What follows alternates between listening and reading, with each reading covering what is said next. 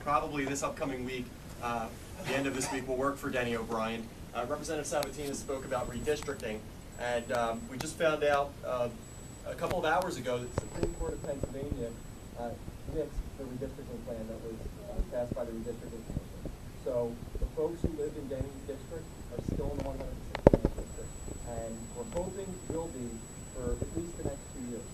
The reason I'm here, Denny sent me with a message, and I'm still thinking about this, and I'm going to pray about it overnight, but Denny wants me to run for his old City House representatives. Denny was your state representative here for about 34 years. In that time, he served you with distinction. He was the chairman of every major committee in Harrisburg and the Speaker of the House of Representatives. I was lucky. When I was in college, he hired me part-time to be his legislative assistant. And in that time, since then, he did some wonderful things for Pennsylvania. He passed an autism insurance mandate, one of a kind, where we told private insurance companies they do have to cover kids with autism because it's the right thing to do. We're working right now on making Philadelphia the first autism-friendly city in the United States of America. We're working with the airport so we could train airport workers how to handle individuals with autism, so when they have breakdowns, the airport workers will know how to help them and make that process an easy process for them. We're working on holding our legislators accountable in Philadelphia and in Harrisburg. We talk about our budget cuts that we need to face today. And yes, we do need to trim our budgets in a big way.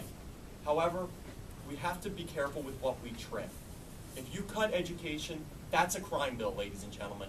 Because if you're cutting our kids, they're going to turn to lives of crime because they're not going to have any other options.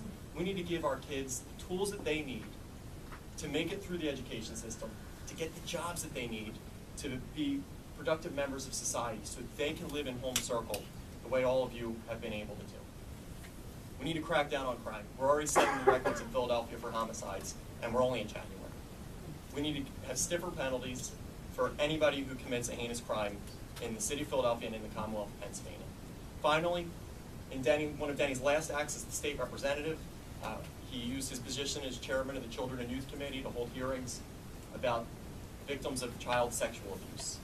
We need to ensure that if we have certain individuals in an education or a sporting situation who are responsible for our children, if they know that our children are in danger, they will have to report them to the authorities. And by the authorities, I mean the police, not necessarily to their higher-ups in their organization.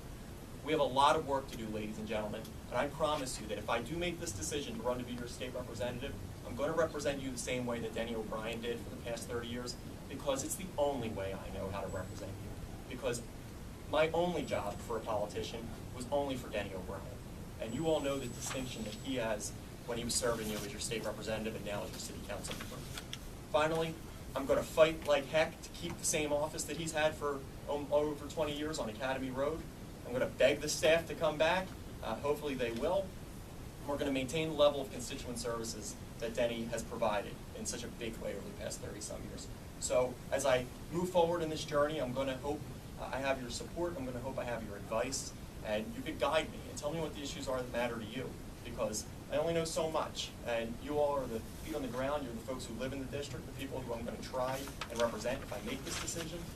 So it's your opinions that are going to matter. So I thank you very much, and I look forward to continuing this conversation with all of you.